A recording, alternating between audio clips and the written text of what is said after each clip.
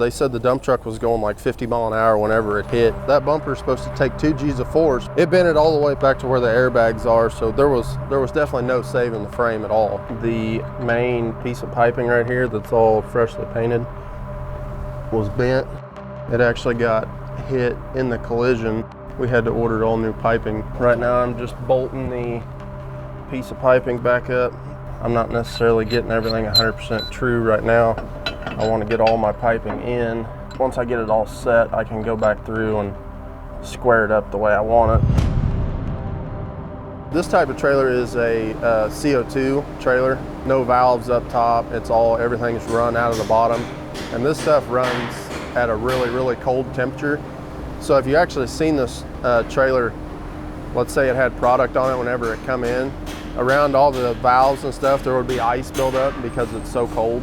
It hit this center pipe here and it bent all that piping throughout where it flanges in between, right behind the front axle. And then it actually bent farther forward up to the T where it goes up into the barrel. Whenever we took this thing apart, we had to take the rear head off and all the side wrapper sheets and everything, because there's bolts that go up underneath on both sides. There's like 50 bolts that hold this thing on. And you can see here where I was talking about the spray foam, there was some trim panels, they lapped in right there. The spray foam was like that thick all the way up to the bolts, and we had to get up in there and cut all that out to get to it. On the prep work side of it, whenever we got the frame in, it was bare metal, there was no paint on it.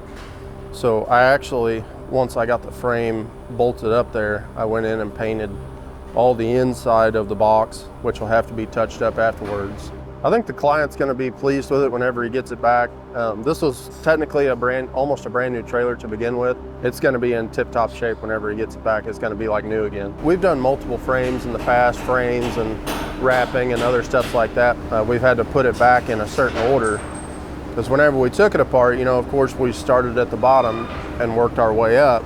But now when we're putting it back together, we have to start at the top, starting with the wrapper sheets and then you know, of course the frame, but then we had to go back in and put the trim panels and the spray foam before the trim panels, and then all the piping and stuff, because if I put the axles in, I'm not going to be able to get to my piping on the top side, and I got to fabricate some brackets and stuff to make all them pipes fit correctly.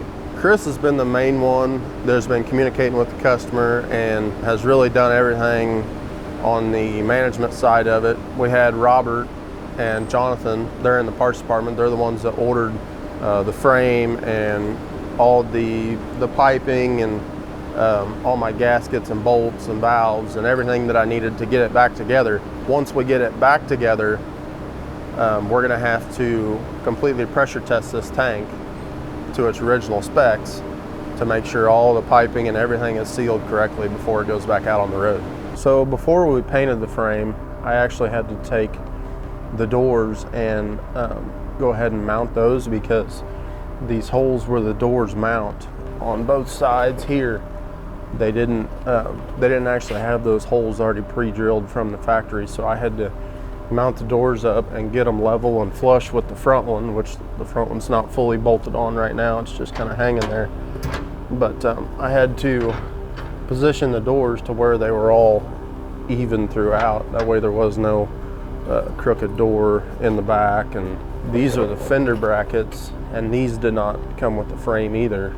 So we had to take measurements off of the old frame to mount those onto the side of the new frame.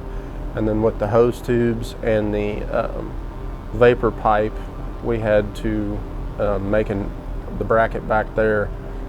I took the measurements off of the old frame for that one as well. So we got just a few more days to go on this thing. Once I get the main piping back in, I can start going back together with the suspension, the air tanks and the air lines and everything involved there. And then after that, I'll get the fenders put on and the doors and get it back to the customer here pretty soon. We definitely enjoy the challenge of this big of project. We have a top-notch team here that can handle these projects.